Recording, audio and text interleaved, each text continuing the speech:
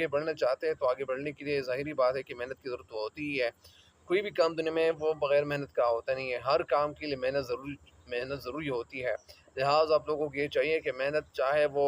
दुकानदारी के लिए क्यों ना हो, चाहे वो मतलब यानी बिज़नेस के लिए क्यों ना हो, चाहे वो कोई और काम क्यों ना हो, लेकिन ज़ाहिरी बात है कि जब हम रोटी भी खा रहे होते हैं, रोटी का वक़्त हो जाता है या वो हो जाता है, तो रोटी के वक़्त में या दौरान में उस वक़्त अगर कोई इंसान मतलब यानी रोटी खाने के नहीं आता, तो ज़ाहिर-सी बात है कि खाना उनके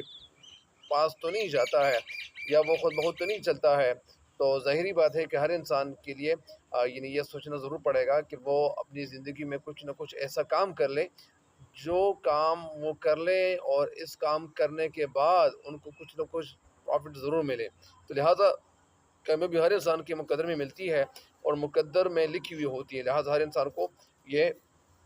सोचना पड़ता है। अच्छा ये आप लोगों को ले चलता हूँ इसमें